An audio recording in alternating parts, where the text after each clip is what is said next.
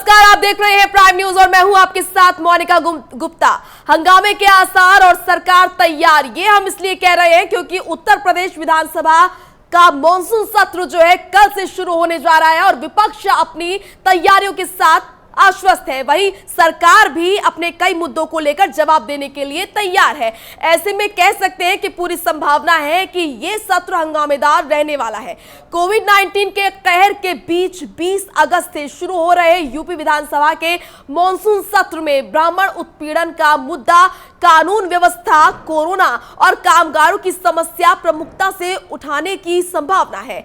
वहीं जिसके चलते ये मॉनसून सत्र काफी हंगामेदार रहने वाला है क्योंकि उत्तर प्रदेश में अचानक ब्राह्मण उत्पीड़न का मुद्दा उठ गया है। बिकरू कांड के मुख्य आरोपी विकास दुबे के एनकाउंटर के बाद ब्राह्मण उत्पीड़न के मुद्दे ने तेजी पकड़ ली है। इसके बाद विपक्षी पार्टियों ने योगी सरकार से सवाल दर सवाल करने शुरू कर दिए हैं। ब्राह्मण उत्पीड़न पर बीजेपी में भी सुगबुगाहट शुरू हो गई है और अपने भी निशाने साधने लगे हैं। वहीं सरकार ने भी तैयारियां कर ली हैं और 3.5 साल में किए गए सभी एनकाउंटर का एक ब्यौरा तैयार किया गया है। इस लिस्ट में सरकार ने 9 अगस्त 2020 तक के एनकाउंटर की गणना की है, जिसमें 124 अपराधी ढेर किए गए हैं। इनमें सबसे ज्यादा 47 अपराधी अल्पसंख्यक समुदाय से हैं। ब्राह्मण जिसके लिए इतना हल्ला मच रहा है वो सिर्फ 11 हैं और 9 यादव जाति के हैं। वहीं 58 अपराधियों में ठाकुर, वैश्य, पिछड़े, अनुसूचित जाति और अनुसूचित जनजाति के बदमाश शामिल थे। कोरोना के मुद्दे पर भी विपक्ष सरकार को घेरने की पूरी तैयारी कर रहा है।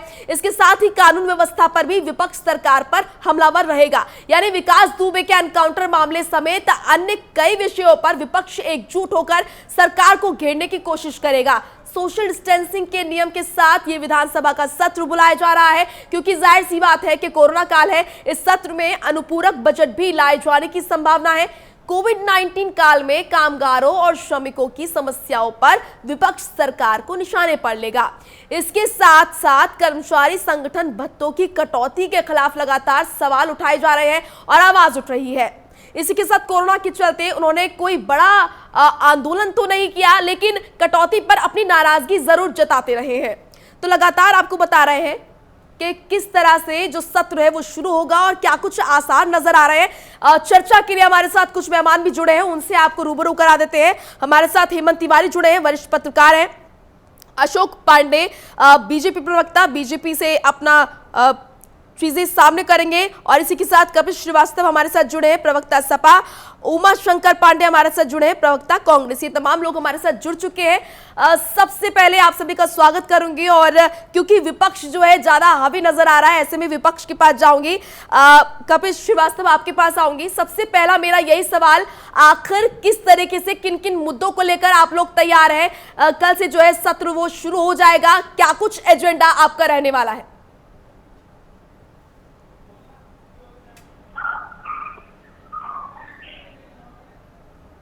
चलिए ठीक है, आप तक आवाज हमारी नहीं पहुंच रही है, आपके पास आऊंगी। लेकिन उसके बाद मैं उमा शंकर पांडे आपके पास आऊंगी। कांग्रेस का पक्ष आप रखने वाले हैं। ऐसे में लगातार देखा जा रहा है कि ब्राह्मण कार्ड खेला जा रहा है। आखिर अचानक ब्राह्मणों की याद कैसे आ गई अचानक? और ये कहा जा रहा है कि जबरदस्ती जातिवाद को खींचा जा रहा है। और भी कई मुद्दे हैं, कोरोना पर क्यों नहीं बात हो रही है? क्या कुछ आपकी तरफ से कहा जाए इन तमाम चीजों पर? मनीषा जी, पहले तो मैं स्पष्ट रूप से कह कि ब्राह्मण कोई कार्ड नहीं है, मिला जाता है, देखा जाता है। अगर ये सरकार ब्राह्मणों को कार्ड समझ खेलने और पीटने की कोशिश कर रही है तो ब्राह्मण उसका मासूम जवाब देने को बिल्कुल तैयार बैठा। ये कोई सिर्फ ब्राह्मणों का मामला नहीं है। ठीक है, लेकिन आप ही की पार्टी से, ठीक है, आप ही की पार्टी से जो जितिन प्रसाद जी हैं, उनका ये कहना है साफ तौर पर कि सत्र जब शुरू होगा तमाम विधायक आइए और ब्राह्मणों को लेकर जो अत्याचार हो रहे हैं उस पर बातचीत की जाएगी, प्रखर रूप से अपनी बातचीत रखे। आप कह रहे हैं कि ब्राह्मणों का सिर्फ हम ब्राह्मणों को लेकर नहीं चल रहे हैं, और भी मुद्दे, इस पर क्या कहेंगे? नहीं, आप देखिए, क्या दलितों पर अत्याचार नहीं हो रहा है क्या? ठीक है, क्या अन्य जाति और धर्म के लोग नहीं मारे जा रहे हैं क्या? हाँ, ये जरूर है कि ब्राह्मणों की हत्याएं मुझे लगता है कि ऐतिहासिक रिकॉर्ड के स्तर पर हैं। लगातार ब्राह्मणों की हत्याएं हो रही हैं और 16-16 साल के बच्चों का इनकाउंटर किया जा रहा है। जिस तरीके से आप विकास दुबे की बात कर रही हैं, विकास ठीक है। दुबे अगर अपराधी थे, उनको कानूनी तरीके से सजा दी जाती, वो ठीक था। जिस तरीके से एनकाउंटर हुआ वो पूरे प्रदेश ने देखा है, वो सही था या गलत था उसका निर्णय न्यायालय करेगा। हम उस पर कोई निर्णय नहीं कर सकते। सर, अपराधी को भागने दे, अपराधी को भागने दे। अपराधी भाग रहा है और अगर पुलिस पर हमला कर रहा है तो डिफेंड में पुलिस भी तो कुछ करेगी। एनकाउंटर नहीं होगा तो क्या होगा? मोनिका जी, ये बड़ा मजेदार संयोग है कि एक व्यक्ति बिल्कुल पुलिस से घिरा हुआ और उज्जैन से चल के कानपुर तक आता है और एकाएक जो है वो पिस्टल छीन के भागने लगता है। फिर अमर दुबे की भी वही कहानी, फिर प्रभात मिश्रा की भी वही कहानी, फिर राकेश पांडे की भी वही कहानी। पुलिस के पास एक ही स्क्रिप्ट है, कम से कम स्क्रिप्ट तो बदल लेते। सर, आंकड़ा आपके सामने रखा तो है, ठीक है। आपने कहा कि हिस्ट्री में पहली बार हुआ है जब ब्राह्मणों के ऊपर इस तरीके से अत्याचार हो रहे हैं। आपके सामने आंकड़ा रखा, बीजेपी की तरफ से एक आंकड़ा जारी किया गया जिसमें दिखाया गया कि किस तरह से जो जितना हल्ला हो रहा है ना ब्राह्मणों को लेकर, कितनी मौतें जो हुई हैं, कितने अपराधी मारे गए हैं ब्राह्मणों के। मैंने वो देखा। आप मोनिका जी समझिए कि ये एनएसएसओ जो नेशनल सैंपल सर्वे की एजेंसी है, सरकारी एजेंसी है, उनसे आंकड़े छिपाने का दबाव सरकार बना रही थी और उन्होंने आंकड़े छिपाने के बजाय नौकरी छोड़ना उचित समझा। आपने देखा किस तरीके से देश के प्रधानमंत्री जी कहते हैं कि एलएसी पर ना चाइना अंदर आई है ना किसी पोस्ट पर कब्जा है, और उनके विदेश मंत्री और रक्षा मंत्री कब्जे की बात करते हैं। रोज मीडिया की सुर्खियां बनी हैं कि चाइना जो है अड़ा है, वो बाहर एलएसी के अपनी तरफ जाने को तैयार नहीं है।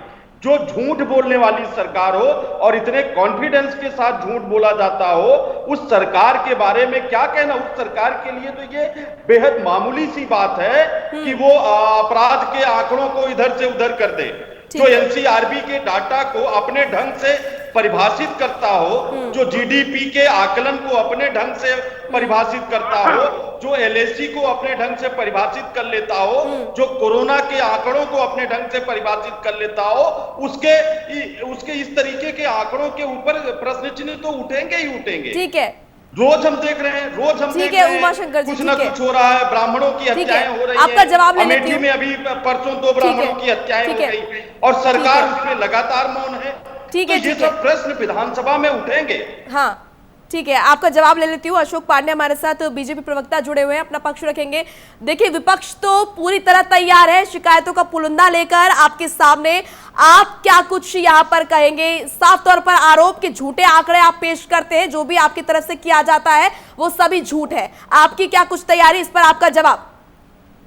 देखिए, आपको बता दें कि विधानसभा का सत्र प्रारंभ होने वाला है और सबसे महत्वपूर्ण ये है कि इसके पूर्व भी आपने देखा होगा, विधानसभा सत्र जब प्रारंभ हुआ, राज्यपाल के अभिभाषण हो रहा था तो समाजवादी पार्टी के लोगों ने कागज का पुलिंदा बना बना के उनके ऊपर फेंका।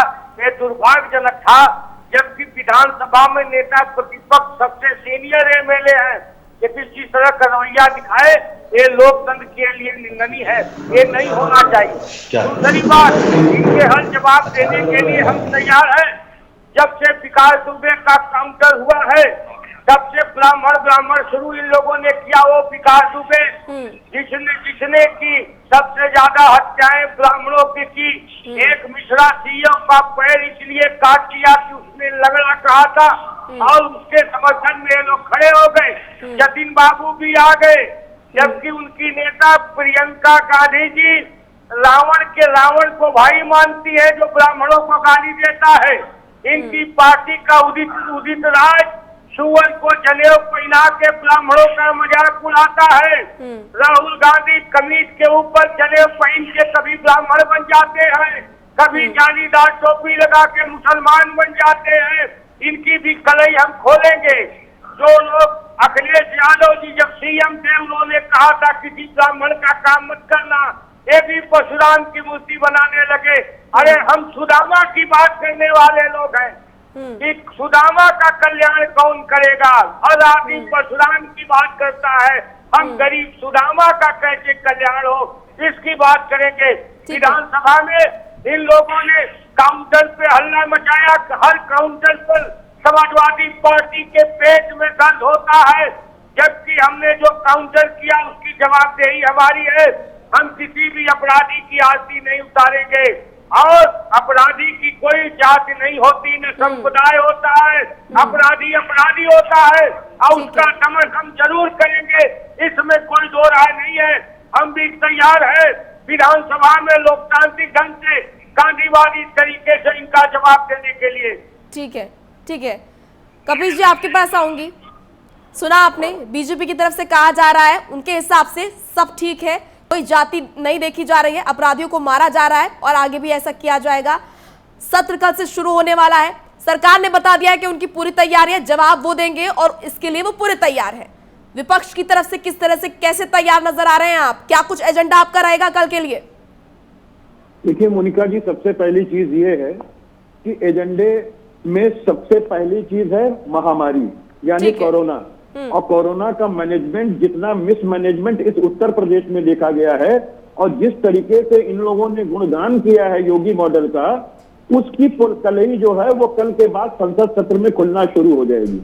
अभी आप देखिए, महाराष्ट्र के बाद उत्तर प्रदेश पहले स्थान पर, दूसरे स्थान पर आ चुका है और यहाँ पर सक्रिय केस 1,26,000 से ज्यादा हो चुके हैं, 5,000 6,000 से ज्यादा मौतें हो चुकी हैं और रोज का रोज आप कोरोना का मैनेजमेंट देखने कहने के लिए टेस्ट हो रहे हैं। हकीकत यह है कि टेस्ट में जो है वो भ्रष्टाचार किया जा रहा है। एक स्टिक से 500 लोगों की जांच करा करके उनमें से 20-30 जो लगते हैं कि संदिग्ध है उनकी जांच कराई जाती है कोरोना की और दिखा दिया जाता है कि 500 लोगों की जांच हो गई। तो इस तरीके से ये सरकार चीट कर रही है। इस सरकार ने न लेवल 1, लेवल 2, लेवल 3 के अस्पताल नहीं किए हैं। लोगों को मजबूरी में होम क्वारंटीन होना पड़ रहा है और हाउसेज से इनके डॉक्टर जा नहीं रहे हैं देखने के लिए, ना ये दवा अवेलेबल करा रहे हैं, ना ऑक्सीजन अवेलेबल करा रहे हैं। उत्तर प्रदेश के लोगों को इन्होंने मरने के लिए छोड़ दिया है और केवल सारे आदेश और सारी चीजें ऑन पेपर हो रही हैं और हकीकत में जनता को कोई लाभ नहीं मिल रहा है। तो हम महामारी को सबसे पहले अपना प्रश्न उठाएंगे। दूसरी चीज कानून व्यवस्था की होगी, क्योंकि उत्तर प्रदेश इस समय देश में सबसे ज्यादा अपराध उत्तर प्रदेश के अंदर हो रहा है। सर वो हमेशा से रहा है। अपराध में 20% के विरुद्ध अपराध हो, बच्चों के विरुद्ध अपराध हो और सर अपराध के मामले में तो हमेशा से रहा है, जब आपकी सरकार थी तब भी रहा था। बोलना शुरू कर देते हैं। इनका गांधीवादी तरीका है कि ये दूसरों को संबोधित भी नहीं करने देते हैं। पांडे जी, इनके में ये बनारस के तुलसीदास जी वाले ब्राह्मण हैं। ये एक दिन बता रहे थे कि और बात सुदामा की करते हैं। अरे आप में परशुराम जी में आपको क्या दिक्कत है? परशुराम जी भी ब्राह्मण थे और परशुराम जी तो भगवान है, वो सबके हैं। आपको दिक्कत तो टाइमिंग से है। परशुराम जी की बात दिक्कत आती टाइमिंग से है। आप क्यों परेशान हो जाते हैं? इसी टाइम पे क्यों परशुराम, भगवान परशुराम याद आया आपको? चुनाव से पहले ही तो भगवान परशुराम आपको याद आए? अखिलेश यादव जी की सरकार में की गई थी और योगी आदित्यनाथ जी की सरकार में आते ही परशुराम जयंती पर से छुट्टी दी हुई खत्म कर दी थी। वो अशोक जी को कहिए कि वो जवाब दे कि उन्होंने क्यों खत्म किया। ठीक है, राम भक्तों के लहू चाहे आते हैं कि वही चीज बोलेंगे, चाहे आप संसद सत्र पे रख लें, चाहे कोरोना पे रख लें, पर्यावरण पे रख लें, ठीक है कपिल जी, ठीक है। अशोक जी पे एक रटी रटाई चीज है, वही बोलते हैं। ठीक है, ठीक है, आपका जवाब मैं लूंगी अशोक पांडे जी से। सद्दाम वाले लोग हैं। ठीक है अशोक जी, आपके पास, ठीक है आपके पास आऊं, इससे पहले मैं हेमंत तिवारी जी के पास जाऊंगी, वरिष्ठ पत्रकार है। हेमंत जी, आपने तमाम चीजें सुनी, तमाम पक्षों को आपने सुना, क्या आपको लगता है किस तरह से किशोर जा रही है उत्तर प्रदेश की राजनीति? और अगर सत्र की बात करें तो क्या आपको आसार नजर आ रहे हैं? कल सत्र कैसे चलेगा और किन मुद्दों पर किस तरह से क्या कुछ होगा? देखिए, सियासत एक ऐसी सच्चाई है जिसमें झूठ की गुंजाइश बहुत ज्यादा रहती है। गुंजाइश क्या, मैं कहूँगा जरूरत ज्यादा रहती है। इसीलिए अक्सर जब लोग सत्ता में होते हैं तो अर्ध सत्य बोलते हैं, और जब वो विपक्ष में होते हैं तो उन्हें सब कुछ 100% गलत लगता है। ये तो रवायत है और ऐसा होता है। अभी मैं सुन रहा था, बहुत दिनों सुन रहा हूँ, बरसों से देख रहा हूँ, 35-36 साल से पत्रकारिता कर रहा हूँ, लगातार देख रहा हूँ जी। उत्तर प्रदेश की राजनीति में जाति एक सच्चाई है, जाति एक जरूरत है। वे नेता एकदम झूठ बोलते हैं जो जाति अस्तित्व को नकारते हैं। बिना जात देखे मोनिका यहाँ इलेक्शन में उम्मीदवार नहीं तय किए जाते। 60,000 ब्राह्मण कहाँ है, 65,000 दलित कहाँ है, 35,000 गैर यादव ओबीसी कहाँ है, क्षत्रिय बहुल सीट कौन सी है, उस हिसाब से कैंडिडेट किए जाते हैं। हम आप उसका विश्लेषण करते हैं, उसको दिखाते हैं, आज महसूस दिखाते हैं, और हम आप क्या दिखाते हैं, जनता उसको देखती है, जनता उसको महसूस करती है, और जनता उसी हिसाब से परिणाम तय करती है। यह यथार्थ है और यह एक ऐसी सच्चाई है जो इधर निकट अतीत तो क्या कहूंगा पिछले 3 दशकों उत्तर प्रदेश में लगातार देखी गई है, खासतौर से मंडल की राजनीति और राम मंदिर आंदोलन शुरू होने के बाद से। और उत्तर प्रदेश में सत्ता किसकी रहेगी, इसका मुस्तकबिल भी यही फार्मूला तय करता है। तो अगर कोई कहे जाति कुछ नहीं होती, अरे नेता की जात क्यों होती है? जात देखिए क्यों मुख्यमंत्री बनाया जाता है, क्यों डिप्टी सीएम बनाया जाता है, क्यों पार्टी अध्यक्ष बनाया जाता है। हम आप उसकी चर्चा करते हैं। ये दुर्भाग्य की बात यही है कि जाति को देखकर राजनीति होती है। अब आप सुनेंगे मेरी बात जी, बोलिए। अब है क्या, देखिए संवेदना एक छोटी सी घटना से ही भड़क सकती है। एक छोटी सी इंसिडेंट जिसमें किसी की मौत ना हो, लेकिन उसको विभत्स तरीके से प्रताड़ित किया जाए, वो 100 मौतों से बढ़कर घटना होती है। यहाँ संख्या की बात नहीं है, 11 ब्राह्मण मारे गए और 32 क्षत्रिय मारे गए और इतने ओबीसी मारे गए। सरकार ये आंकड़े दिखा करके खुद अपने आप को फंसा रही है कि इसका मतलब दलित और ओबीसी ज्यादा मारे गए, मुसलमान अपराधी ज्यादा होते हैं। ये विषय नहीं, विषय यह है कि देखिए सामाजिक विकृति है ये अपराध तो होते रहे हैं अरसे से। भगवान रामचंद्र के कार्यकाल से अपराध होते रहे, रावण अपराधी था, आज भी होते हैं, वो होते रहेंगे, सामाजिक बुराई। लेकिन प्रश्न यह है कि ऐसे अपराध जो जनता में, आम जनमानस में भय उत्पन्न करे, वे अपराध चिंताजनक होते हैं। ये जो 11 ब्राह्मण मारे गए मुठभेड़ में, जिसका जिक्र, जिसकी सफाई उत्तर प्रदेश सरकार दे रही है, ये कितने दिनों के भीतर मारे गए और ये कौन है जो मारे गए, इनका क्या आपराधिक इतिहास था?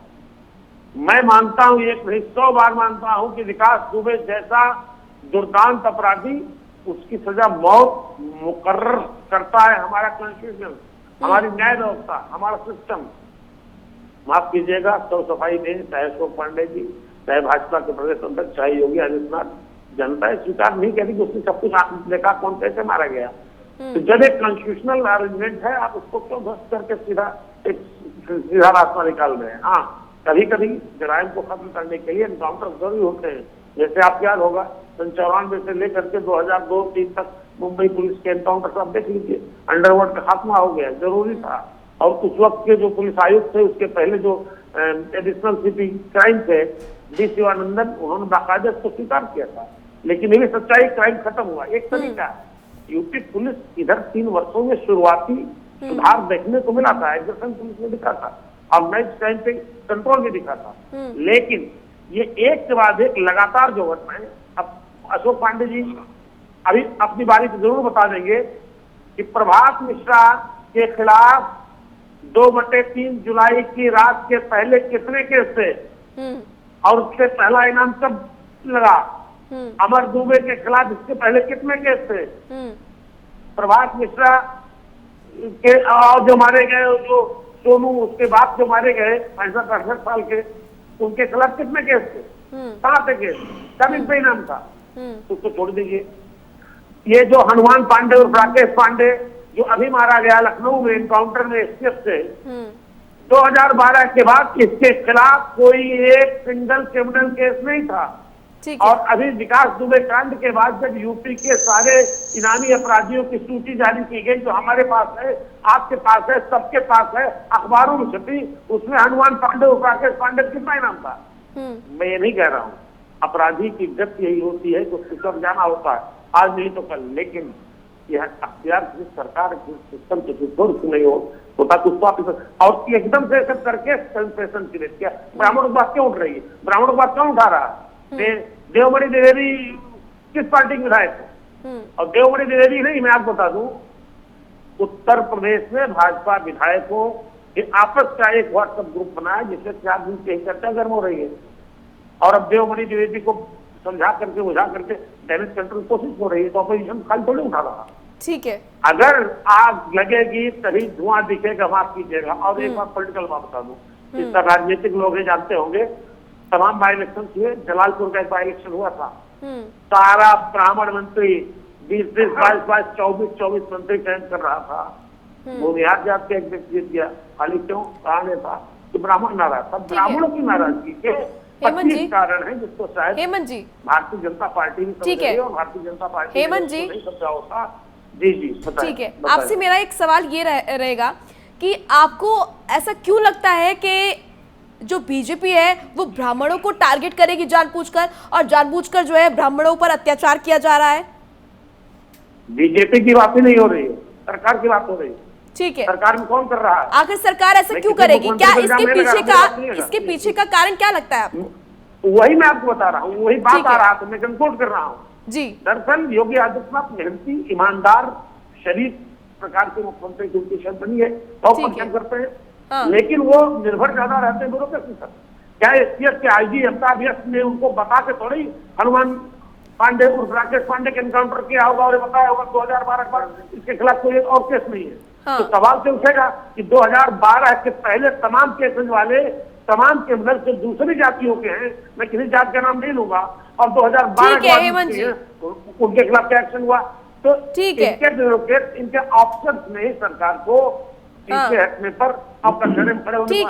ठीक है हेमंत जी, ठीक है, आपके पास आऊंगी, अशोक पांडे जी के पास जाऊंगी फिलहाल। अशोक जी देखिए, शिकायतों की फहरिस्त बहुत लंबी है, कैसे अपने आप को डिफेंड करेंगे?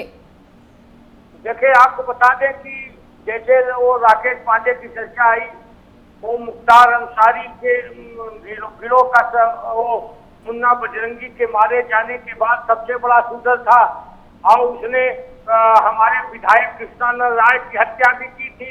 इस तरह के हत्यारे सक्रिय थे, लेकिन अब हमने तय किया है कि जो भी अपराधी है, किसी भी जात का है, संप्रदाय का है, हम उसका दमन करेंगे।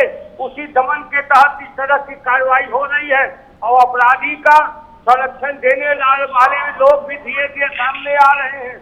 हमने तो पुलिस अधिकारियों के खिलाफ भी कार्रवाई की है, अशोक जी, लोगों ने किसी के मामले में लापरवाही बरती है।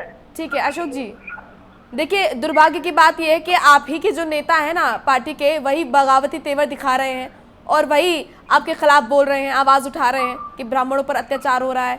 अरे सुनिए मोनिका, एक बात कह दूं, छोटी सी बात कह दूं जी। पांडे जी कह रहे हैं कि अधिकारियों के खिलाफ एक्शन लिया है। मुंबई पुलिस के पूर्व कमिश्नर सतपाल सिंह, जो पूर्व मंत्री है, बागपत के सांसद है, बागपत के जिला भाजपा के पूर्व अध्यक्ष का मर्डर हो गया, और उन्होंने वहां बयान दिया कि मुख्यमंत्री ने एक्शन लेते हुए यहाँ के एसपी को हटा दिया। हटाया तो कहाँ भेजा? ठीक है, बड़े जिले मिर्जापुर के एसपी बना दिया। ठीक है, जवाब ले लेती हूँ। ठीक है, जवाब देना चाहते हो? ठीक है अशोक जी, जवाब दीजिए। देखिए कि अभी जो कानपुर में घटना हुई थी अपहरण की, उसमें हमने वहां के आईपीएस को सस्पेंड किया, गुप्ता को, सीओ को सस्पेंड किया। आपने देखा होगा हमारी जाबाज पुलिस तो गई थी विकास दुबे का दमन करने ही, लेकिन एक दरोगा ने जिस तरह से अपने साथियों की हत्याएं की, हम उसकी जांच करा के उसे भी हमने गिरफ्तार किया।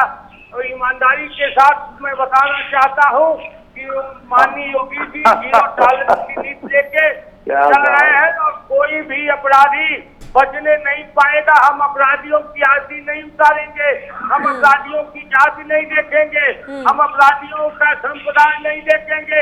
अपराधी होता है जिससे किसी की माँ की कोखें उजाड़ी है, ऐसे अपराधियों को हम उजाड़ के दूर फेंक देंगे, इसमें कोई दो राय नहीं है। ठीक है अशोक जी। मैं आऊंगी कपिल श्रीवास्तव जी, आपके पास आऊंगी।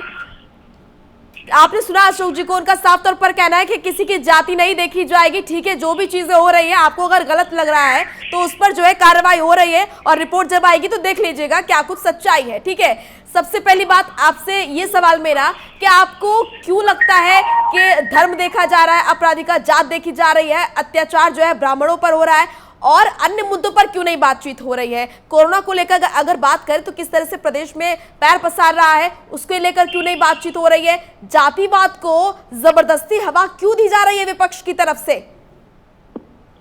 मोनिका जी, विपक्ष की तरफ से जातिवाद को जगह नहीं दी जा रही है और न हवा दी जा रही है। ये तो जैसा कृत्य करेंगे वैसा सामने आएगा। 3.5 साल तक इनको ये सोए हुए थे, अब बड़ा इनको दमनकारी नीतियों का वो शौक जग गया अचानक। पता नहीं कौन सा कीड़ा इन्हें काट लिया अशोक पांडे जी को। अब आप बताइए, जो विजय मिश्रा जी इन्हीं के पार्टी के सपोर्टिव पार्टी है निषाद पार्टी, और निषाद पार्टी के निषाद पार्टी के ही वो लीडर हैं, क्या वो विधायक है विजय मिश्रा जी। हाँ। और जिन्होंने राज्यसभा में इनके सांसद को पहुंचाया अपने वोटों से, योगी जी को साल अभिनंदन में उड़ा रहे थे, गले लगाया रहा इन्होंने। उसके बाद दूध में मक्खी की तरह निकाल के उनसे अचानक क्या हो गया? दूसरी चीज ये मैं पूछना चाहता हूँ कि 2 दिन की ब्याही जो लड़की थी अमर दुबे की पत्नी, उसको इन्होंने अभियुक्ता क्यों बना दिया? और विकास दुबे के 12 साल के बच्चे को घुटने के बल पे बैठाए हुए थे जैसे कोई अपराधी हो, तो ये एक बच्चे को अपराधी बना रहे हैं क्या? तो क्यों नहीं इनके ऊपर प्रश्न उठना चाहिए? और तीसरी चीज अशोक जी जवाब दें कि विकास दुबे जिस प्रशासनिक अधिकारी का फार्म हाउस बना रहा था, उसके मामले अभी तक कहाँ हैं? कपिल जी, और आपने सीडीआर क्यों नहीं रिलीज किया? विकास दुबे के अलावा और कुछ दिख रहा है क्या राज्य में? प्रशासनिक अधिकारी से वो बात करता था। विकास दुबे के अलावा ये सब बात उठेगी, घबराइए मत।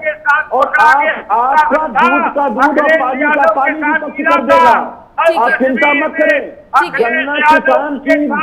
गन्ना किसान का जो 20,000 करोड़ रुपए का बकाया है, इसकी भी बात उठेगी और रोजगार की भी बात उठेगी, लेकिन साथ ही साथ ये भी बात उठेगी कि किस प्रशासनिक अधिकारी का वो बना रहा था, और आपको बताना पड़ेगा, और ये भी बताना पड़ेगा कि अब आपको रिलीज करने में क्या दिक्कत है। विकास दुबे किस के संपर्क में था? विपक्ष की ये मांग है कि आप बतावें। कपिल जी, समाजवादी पार्टी के वरिष्ठ कार्यकर्ता थे। अरे वो हमारे समाजवादी पार्टी का होगा तो लिंक होगा ना। आप सीडीआर इशू कर दीजिए, आप सीडीआर इशू कर दीजिए। काहे शर्मा रहे हैं? क्यों शर्म कर रहे हैं? सीडीआर रिलीज कर दीजिए। अगर हमारे पार्टी के लोगों के संबंध में होगा तो हमारी पार्टी का नाम आएगा। आप क्यों चिंता कर रहे हैं? सर जांच हो रही है ना कपिल जी, जांच हो रही है, जांच के बाद सब चीजें सामने आएंगी। जांच की बात ही नहीं है, जांच तो मैटर की हो रही है। सीडीआर रिलीज करने में इनको 5 साल का क्या हर्ज है? 5 साल का सीडीआर रिलीज कर दे। कम से कम उत्तर प्रदेश की जनता को यह जानने का अधिकार है कि दुर्दांत अपराधी विकास दुबे आखिर अंत में किसके संपर्क में था? कपिल जी, ठीक है। विकास दुबे ही क्यों नजर आ रहा है प्रदेश में? प्रदेश की राजनीति में विकास दुबे ही क्यों सुनाई दे रहा है? ब्राह्मण ही क्यों सुनाई दे रहे हैं? तमाम ऐसे मसले जिन पर बात होनी चाहिए। कोरोना की बात अगर करें और तमाम वो मुद्दे, अगर रोजगार की बात करें, वो मुद्दे सुनाई नहीं दे रहे हैं। अचानक ब्राह्मण की सुनाई दे रहा है। ठीक है। कोरोना महामारी है, इसका जो मैनेजमेंट है, इस पे सबसे पहले बात होगी। कानून व्यवस्था पे बात होगी, उमाशंकर जी पे बात होगी, और साथ ही बात होगी किसानों की कि आखिर 20,000 करोड़ रुपए का गन्ना भुगतान इन्होंने आज तक सुनिश्चित क्यों नहीं किया? हाँ, तो बात कीजिए ना इस पर, बृहद मामला, इस पर बात कीजिए ना, बात कीजिए। लेकिन दुर्भाग्य की बात यह है कि विकास दुबे और ब्राह्मण के अलावा और कुछ सुनाई नहीं दे रहा है, क्योंकि विकास दुबे का ब्राह्मण से कोई लेना देना नहीं है। हाँ, तो यही तो कह रही है बीजेपी, यही तो कह रही है बीजेपी। ठीक है उमाशंकर जी, ठीक है जिनको इन्होंने आऊंगी आपके पास रखा था, ठीक है, उसका लेना देना पड़ेगा ही इनको, जिस समय वो राज्यसभा में इनको साथ में। ठीक है कपिल जी, आऊंगी आपके पास। उमाशंकर जी, उस समय तक तो वो सब कुछ थे, और आज क्या हो गया तो इनको बताना पड़ेगा। ठीक है बताएंगे, इनको जवाब बताना लेंगे, पड़ेगा अशोक कि पांडे इनके जी से ब्राह्मण जवाब विधायक लेंगे। क्यों इन पे प्रश्न ठीक उठा है रहे हैं? कपीश जी, ठीक है। उमा शंकर जी आपके पास आऊंगी। सर कहाँ हैं आप लोग? सिर्फ और सिर्फ जातिवाद पर क्यों बात हो रही है? आपके जो नेता है जितिन प्रसाद, उनका कहना है कि आइए सत्र में घेरेंगे ब्राह्मणों को लेकर जो अत्याचार हो रहे हैं। सर कहाँ हैं आप लोग? कोई और मुद्दे क्यों नहीं नजर आ रहे हैं आपकी तरफ से? किसी और मुद्दों पर भी बात कीजिए ना, कोरोना पर बात कीजिए, रोजगार पर बात कीजिए। ब्राह्मण ब्राह्मण क्यों लगा रखा है? क्यों जबरदस्ती हवा दे रहे हैं? मोनिका जी, मुझे थोड़ा सा समय दीजिएगा अपनी बात रखने के लिए। कांग्रेस पार्टी सभी मुद्दों को लगातार एड्रेस कर रही है, चाहे तो सभी मुद्दे क्यों नहीं बोले इसमें जितिन हमारे प्रसाद जी ने? आप सुन लीजिए, ठीक है, आप सुनिए, आप बोलिए, सुनिए, आप बोलिए। सुनिए। आपका जवाब ना आए तो आप फिर ठीक है, प्रश्न कीजिएगा। ठीक है, बोलिए। संजीत यादव के मामले में हमारे अध्यक्ष अजय लल्लू जी स्वयं जा रहे थे, मैं भी साथ में था और हमारे गेट पर ही पुलिस ने हमको गिरफ्तार किया। डॉक्टर कफील के मुद्दे पर कांग्रेस पार्टी लगातार आंदोलनरत है। अभी यूरिया का किल्लत चल रहा है, ब्लैक मार्केटिंग हो रही है यूरिया की। कांग्रेस पार्टी के नेता लगातार उस पर आंदोलनरत हैं। कोरोना के मामले में कांग्रेस पार्टी सड़क से लेके सदन तक दिखी, हर जगह दिखी। हालांकि म्यूट मायावती जी और ट्वीट बाबू अखिलेश यादव जी कहीं दिखाई नहीं दिए। एक बात तो जितने सारे मुद्दे उत्तर प्रदेश के हैं, सब पे आदरणीय प्रियंका गांधी जी, अजय कुमार लल्लू जी, कांग्रेस पार्टी हर जगह दिखाई दे रही है। क्योंकि ब्राह्मणों पर अत्याचार इस सरकार में ज्यादा हो रहे हैं और ये इसके पीछे सर किस आधार पर आप ये कह रहे हैं? ठीक है, आप ये किस आधार पर कह रहे हैं कि इस सरकार में ब्राह्मणों पर बहुत अत्याचार हो रहे हैं? मुझे आधार बताइए, क्या कोई आंकड़ा आपके पास? मोनिका किस आधार पर कह रहे हैं? मोनिका जी, मैं आपको आधार भी बता देता हूँ और सबूत भी दे देता हूँ। ठीक है, बताइए। ऊंचा हार में 5 ब्राह्मणों को जिंदा जला दिया गया, वो क्या सबने देखा नहीं? क्या कमलेश तिवारी हिंदूवादी नेता थे, इसी लखनऊ में मार दिए गए, वो क्या सबने देखा नहीं? विवेक तिवारी को योगी जी की पुलिस मत्थे पर गोली मारती है, वो क्या लोगों ने देखा नहीं?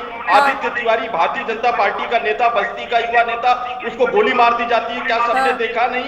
मैनपुरी की छात्रा जिसने आत्महत्या किया या हत्या, आज तक उसके पिता सुभाष पांडे जी कानून से न्याय मांग रहे हैं और न्याय मिल रहा है, क्या ये हम सब देख नहीं रहे? क्या प्रतापगढ़ में 4 ब्राह्मणों को एक साथ मार दिया गया, क्या वो सबको दिखाई नहीं दे रहा है? क्या इसके लिए सबूत चाहिए? क्या किसको नहीं दिखाई दे रहा है? ठीक है, किसको नहीं ठीक दिखाई है, दे रहा है? ठीक है। जिसकी आंखों पर जातिवाद का पर्दा पड़ा हुआ है, ठीक उसको है। नहीं दिखाई दे रहा है। जिसने हिंदू युवा वाहिनी के नाम पर एक जाति विशेष के गुंडों की फौज बना रखी है, उनको सबूत चाहिए। खुद हिंदू महासभा और हिंदू संस्थानों के तमाम लोगों ने ये कहा है कि 3 सालों में 700 से ज्यादा ब्राह्मणों की हत्याएं हुई है। और अभी जो हेमंत तिवारी जी कह रहे थे, बिल्कुल सही बात कह रहे थे। प्रभात मिश्रा का कोई हिस्ट्री था, कोई केस था उसके खिलाफ। नियम क्या कहता है? नियम ये कहता है, अगर न्याय नेचुरल होगा तो नियम ये होगा कि अगर एनकाउंटर ही करना होगा तो जिसके ऊपर सबसे ज्यादा मुकदमे होंगे पहला नंबर उसका लगेगा, फिर उससे कम वाले का। पूर्वांचल के तमाम सारे लोग हैं जो जिनकी लिस्ट भी निकाली गई, एक का भी इनकाउंटर नहीं हुआ, एक का भी इनकाउंटर नहीं हुआ। ठीक है, जवाब मैं लेती हूँ अशोक जी से। 16 साल का ठीक है, ब्राह्मण, 18 साल का ठीक है, ब्राह्मण, उमा शंकर जी। 17 साल का ब्राह्मण, तो इसे एक मानसिकता ठीक है। प्रश्न करना जनता पार्टी से, वो बताए अगर ये स्थिति नहीं है तो जो मेरी जानकारी है कि भाजपा के जितने ब्राह्मण विधायक है सबको गया है कि जो विधानसभा का सत्र चलने वाला है उसमें ब्राह्मण से जुड़े हुए मुद्दे मत उठाना, उठाओगे तो पार्टी तुम्हारे खिलाफ कार्रवाई करेगी।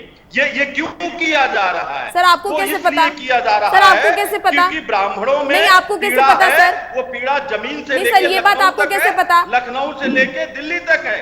ठीक है। और फिर इन्हीं के भारतीय नहीं, जनता आपको पार्टी फोन के करके बोला गया विधायकों को बीजेपी के क्यों विधायकों ने? सरकार से कहना पड़ रहा है?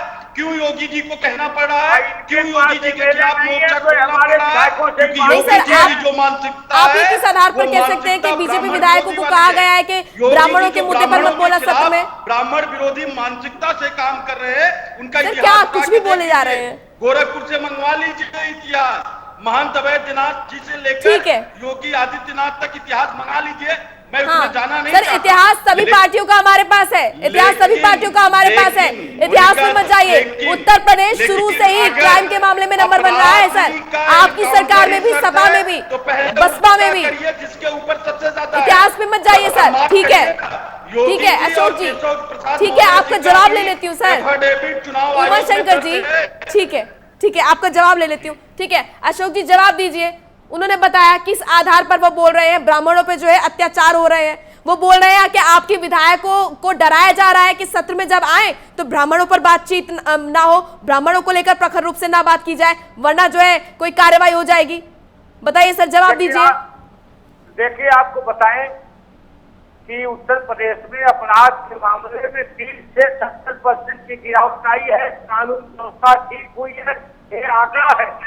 दूसरी बात, ये कांग्रेस के लोग तो मामा वारिस के खानदान के लोग हैं। एक कभी अपने ऊपर जनेऊ पहन लेंगे तो ब्राह्मण घोषित, जालीदार टोपी लगा लेंगे तो मुसलमान घोषित। इनके पार्टी का उचित राष्ट्र को जनेऊ पहना देगा तो ब्राह्मण, एक रावण से मिला की प्रियंका गांधी तो ब्राह्मण को अरे जो पूछिए उसका तो जवाब दे दीजिए। निराधार लोग हैं, देश आधार और निराधार लोग हैं, निराधार लोग हैं। इनकी क्या बात होगी? हमें जवाब देना होगा विधानसभा में, हम जवाब देंगे। हर प्रश्नों का जवाब हमारे देंगे। ये डेटा सेंटर कहाँ खोला है आपने? हम भी कुछ डेटा भेज दिया करें उसमें। अमेठी के 2 लोग हैं, ये कोई भी भेद बदल सकते हैं कमेटिया। आप जीडीपी की गणना बदल देते हो, आप एनएसएसओ की रिपोर्ट छिपा देते हो, आप जो है चाइना को एलएसी के उस पार भेज देते हो, आप इतने बड़े बाजी करते हो, ये तो हम जानते हैं। ठीक है, हेमंत तिवारी जी, आपके पास आऊंगी। आप तमाम चीजें सुन रहे हैं, देख रहे हैं, क्या कुछ अपना अपना पक्ष लोग रख रहे हैं। बीजेपी की तरफ से क्या कुछ पक्ष रखा जा रहा है, सपा की तरफ से क्या कुछ कहा जा रहा है, कांग्रेस की तरफ से क्या कुछ सफाई दी जा रही है। आप क्या देख रहे हैं, किस तरफ जा रही है उत्तर प्रदेश की राजनीति? क्या अन्य जो मुद्दे हैं वो दब नहीं रहे हैं? जातिवाद के मुद्दे को ज्यादा हवा नहीं दी जा रही है? अपराध के मामले की अगर बात की जाए, इतिहास की अगर बात कर रहे थे इतिहास की कांग्रेस के नेता, तो इतिहास की अगर मैं बात करूं तो इतिहास में तो नंबर 1 पर हमेशा ही रहा है उत्तर प्रदेश, चाहे किसी की भी सरकार रही हो। अपराध में नंबर 1 रहा है, महिलाओं के खिलाफ चाहे अपराध हो। तो सारी चीजें एक साथ थोड़ी ना ठीक हो जाएंगी, समय लगता है ठीक होने में। नहीं, दूसरा विषय है, आप समझने की कोशिश करिए। मैं उत्तर प्रदेश में अपराध ज्यादा इसलिए रहा क्योंकि उत्तर प्रदेश की पॉपुलेशन बहुत ज्यादा है। दुनिया के तमाम मुल्कों से बहुत ज्यादा पॉपुलेशन उत्तर प्रदेश की है। समस्याएं भी होती हैं और अपराध एक सामाजिक बुराई है, मैं बार बार कह रहा हूँ। लेकिन अपराध किसी मर्डर की गिनती से, अपहरण की गिनती से अपराध का कीमत नहीं कर सकते। अपराध कितना भय पैदा करने वाला होता है तात्कालिक तौर पर, ये इससे लगता है। सर, अपराध छोटा हो बड़ा हो, भय तो पैदा करेगा ही ना सर। आप कैसे जस्टिफाई कर सकते हैं कि ये अपराध छोटा है या ये अपराध बड़ा है? मैं देखती हूँ बोला जाता है। कर रहा हूँ, ठीक है मोनिका जी। हाँ, पिछले 35-38 साल से ठीक है, इसी विषय विशेष की पत्रकारिता की है। हाँ, मैं वही कर रहा हूँ जी। जमीन के झगड़े में, मारपीट में मर्डर हो जाता है। हाँ, हर जिले में होता है।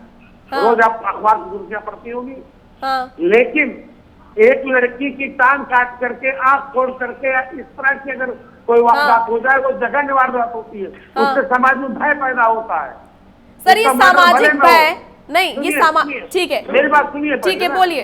पुलिस किस लिए होती है? ठीक है, पुलिस इसलिए होती है, पुलिस के इस्तेमाल की बात क्यों की जाती है? हाँ, इसलिए की जाती है, ठीक है, कि समाज के विभिन्न वर्गों में जो अपराध करने वाले लोग हैं, उनके मन में पुलिस का डर हो, तो क्राइम न करें, उनको सजा मिलेगी। दुर्भाग्य है, मैं किसी एक सरकार की जिम्मेदार नहीं कह रहा हूँ, दुर्भाग्य है पिछले कई वर्षों के दौरान उत्तर प्रदेश में पुलिसिंग बहुत खराब हुई है, लॉ एंड ऑर्डर खराब रहा है, क्राइम कंट्रोल की स्थिति बदतर हुई है, इसमें कोई शक नहीं। और ये काम पिछले 30 सालों में लगभग अक्सर सर पिछली सरकारों में किस स्तर के कांड हुए हैं महिलाओं के खिलाफ, ये आप जानते हैं ना। बदायूं की बात करूं, बुलंदशहर की बात करूं, किसकी बात करूं सर? अरे आप एक बात करेंगी, मैं 30 साल के साल दर साल आंकड़े ठीक बड़ी है। बड़ी घटनाएं बता सकता हूँ मोनिका ठीक जी। है। कृपया समझिए, हाँ मेरा यही काम है, मैं पूर्णकालिक पत्रकार हूँ, ठीक मैं है यही काम ही करता हूँ, लिखता पढ़ता हूँ, आंकड़े याद करता हूँ, घटना याद करता हूँ, मैं यही ठीक कह है। रहा हूँ। मैंने क्या कहा हाँ कि अच्छा बताइए, हाँ। बहुत से पुलिस वाले अलग अलग मारे गए, लेकिन दहशत की जो घटना बिकरू कांड में हुई, हाँ। जो विकास दुबे ने की, हाँ उससे दहशत नहीं फैली। हाँ ये बड़ी घटना होती है। हाँ हर महीने 2500-50 मर्डर होते हैं, लेकिन एक साथ जब पुलिस फोर्स जितना बड़ा अटैक हो जाए तो पूरी दुनिया की मीडिया, पूरी दुनिया की पॉलिटिक्स, पूरी दुनिया में चर्चा का विषय होती है। घटनाओं फर्क से होता है, पहले समझिए। नंबर एक। ठीक है। नंबर दो बात, मैं ठीक है। अभी कपिल जी। भाजपा को मैं किसी सरकार की बुराई नहीं कर रहा हूं। ठीक है, हेमंत मैं तो जी, बार-बार ठीक है, कहता हूं, आपके पास आऊंगी, ठीक है। 2005 से 12 तक, अपन हाँ। 2012-17 हाँ। तक कानून व्यवस्था इतनी खराब रही कि सरकारें चली गई। हाँ ठीक भारतीय है जनता पार्टी को कितना बड़ा मैंडेट क्यों मिला? ठीक है इसलिए ठीक कि है प्रेरित नहीं मिला। है, आगे इसलिए कपिल जी। मिला कि पिछली सरकार ने कानून व्यवस्था और गुंडे ये बड़ी पब्लिक में रिएक्ट किया। ध्यान रखिएगा, अगर इस सरकार का ये काम, सरकार का काम है सोचना। ये सरकार खुश हो सकती है कि आंकड़े घटे हैं, अशोक पांडे खुश हो सकते हैं कि आंकड़े घटे हैं, जो भी जहां से आंकड़े लाए। हाँ। लेकिन अगर क्राइम से सेंसेशन फैलता है, क्राइम से एक समाज में डर फैलता है, तो पब्लिक रिएक्ट करते। उत्तर प्रदेश ने दिखाया है, मैं पिछले 5 इलेक्शन का डिटेल बता दूं, ठीक है सर। ये विषय है। ठीक है, मुझे हेमंत जी। लगता है कि ठीक है। सरकारों को सच्चाई स्वीकार करके उसको दुरुस्त करने की कोशिश करनी चाहिए, बजाय ठीक है। इसके। अब आप अभी सुनिए, आप सहित सभी लोग इस बात को खाली बता दें। देखिए, मैं सभी से बात करूंगी, पूरा समय आपको नहीं दे सकती ना हेमंत जी, इसलिए सभी के मैं पास आप आना मुझे बहुत समझना जरूरी नहीं, है। लेकिन बात जरूर सुने। ठीक आप है। मुझसे वही प्रश्न जल्दी करें अपनी बात पूरी जिस कीजिए। प्रश्न का उत्तर स्वयं आपको पता हो। मैं ठीक वही है। बता रहा था। ठीक मैंने है। क्या नहीं पूछा। ठीक है ठीक है ठीक है। कपिल जी, आपके पास आऊंगी। कपिल जी, जातिवाद, ब्राह्मण काट के अलावा और क्या कुछ मुद्दे हैं कल, और कौन से वो मुद्दे हैं जिस पर आप विधानसभा में सत्र के दौरान बीजेपी को घेरेंगे, ब्राह्मण काट को छोड़कर? बताइए। मोनिका जी, ब्राह्मण कार्ड की बात हमने कही नहीं है। ठीक हमने है। आपसे सीधी बात ये कही कि सबसे पहले हमारी जो बात होगी हाँ। वो कोरोना के मिसमैनेजमेंट पे होगी। जिस योगी मॉडल की बात की जा रही सर, थी, आप ये यहाँ आज कह उसकी रहे हैं। कलाई खुल चुकी है। बाहर ये आवाज क्यों नहीं मैंने सुनाई दे आपसे रही है? सबसे पहले यही कहा।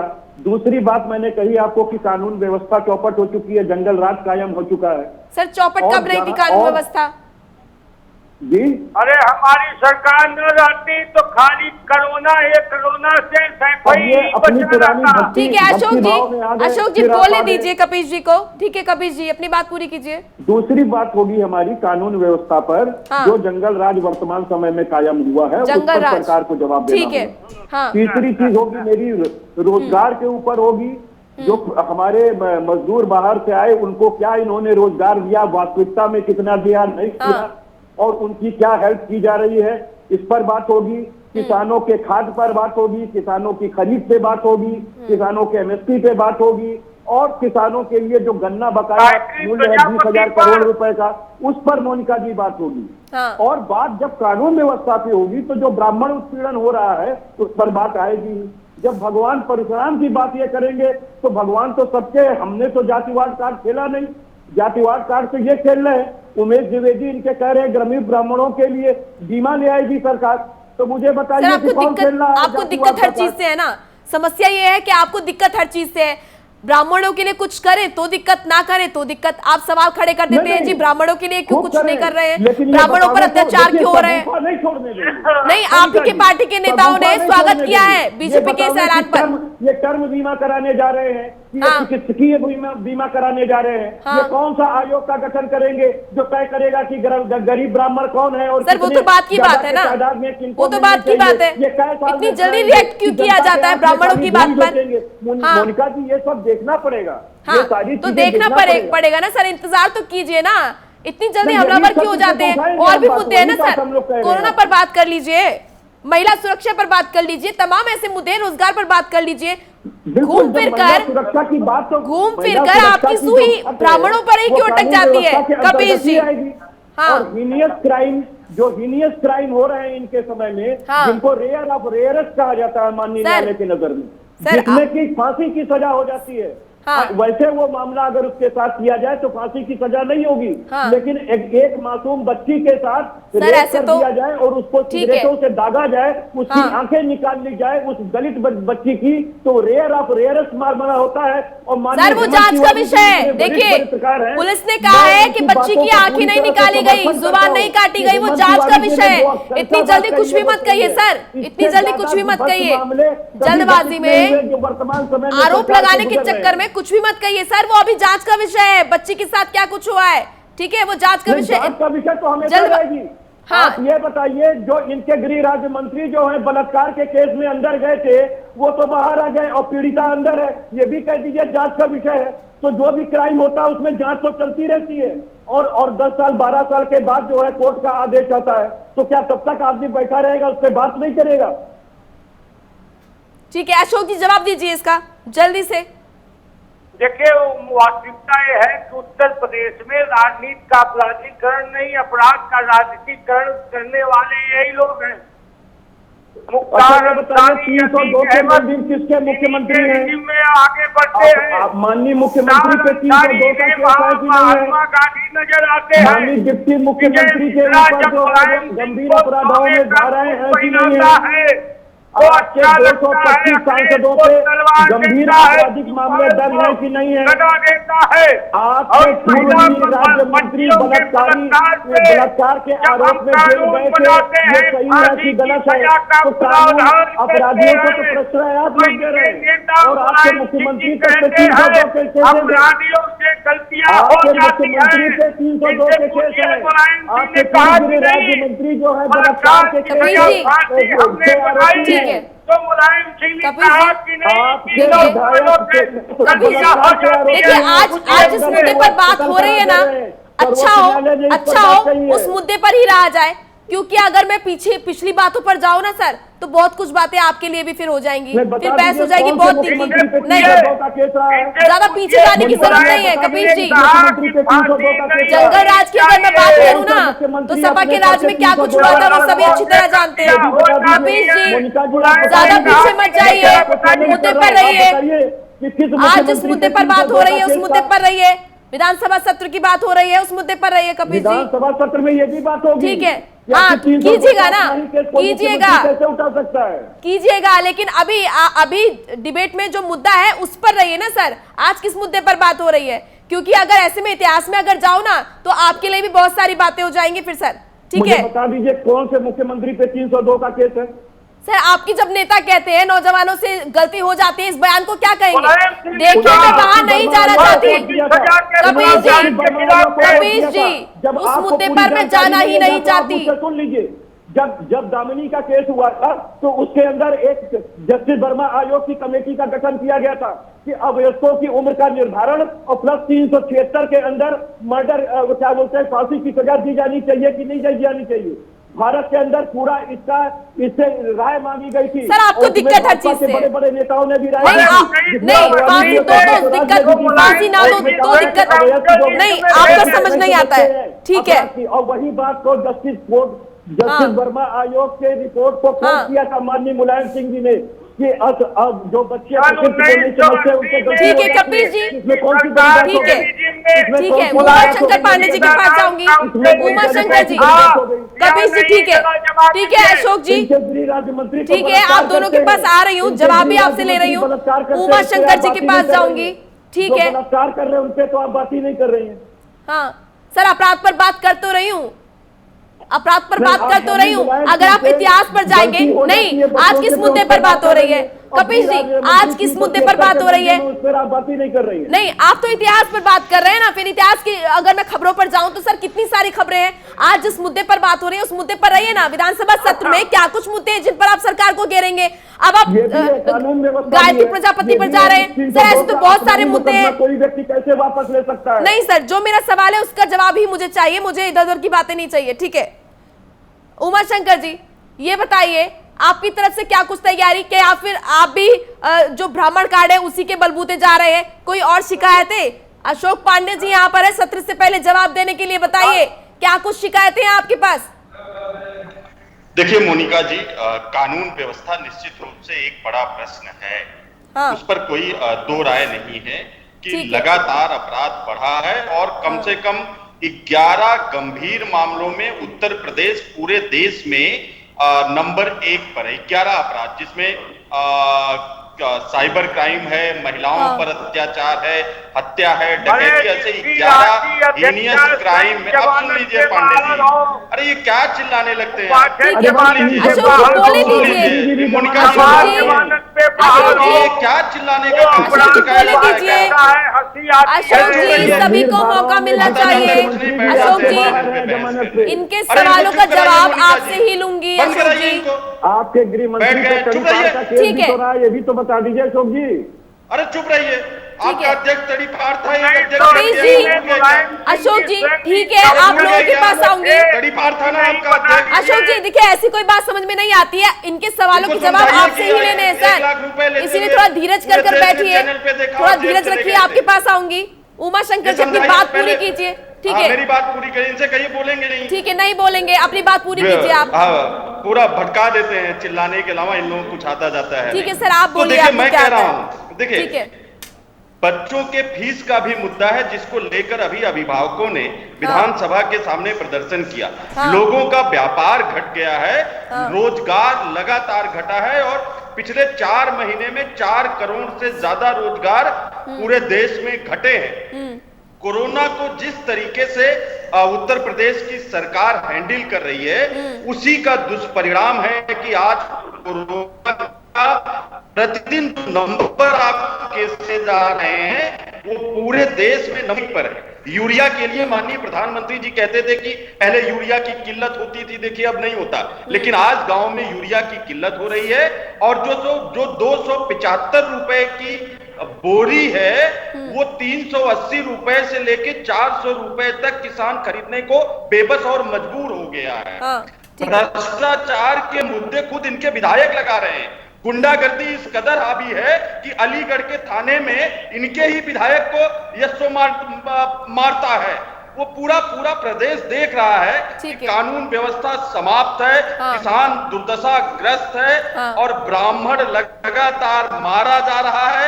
संजीत यादव जैसे केस में कहीं पुलिस स्वयं मुखबिरी कांड स्क्रिप्ट लिख रही है, तो कहीं पर इनकाउंटर के स्क्रिप्ट लिखे जा रहे हैं।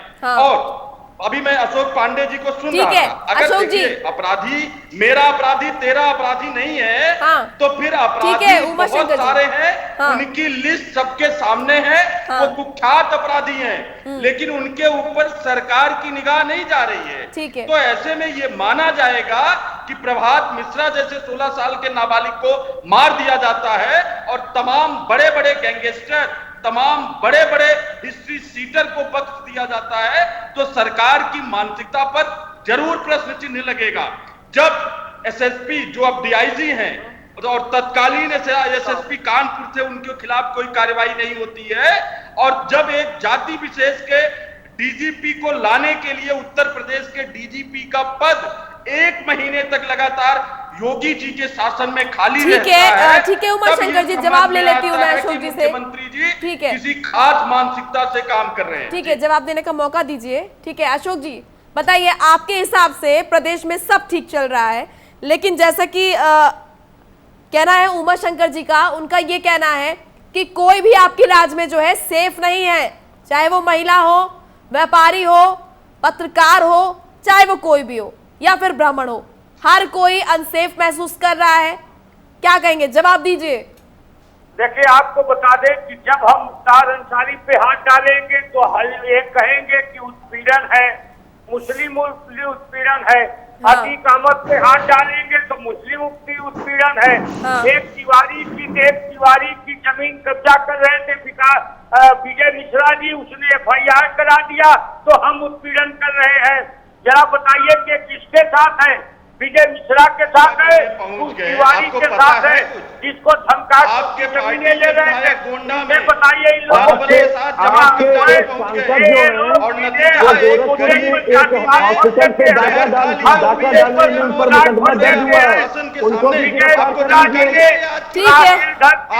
ठीक है उमा शंकर जी, अशोक जी ठीक है, देखिए वक्त की कमी है, ठीक है वक्त की कमी है, आप लोगों को रोकना चाहूंगी, आप लोगों को रोकना चाहूंगी, वक्त की कमी है। आप सभी लोगों का बहुत बहुत शुक्रिया।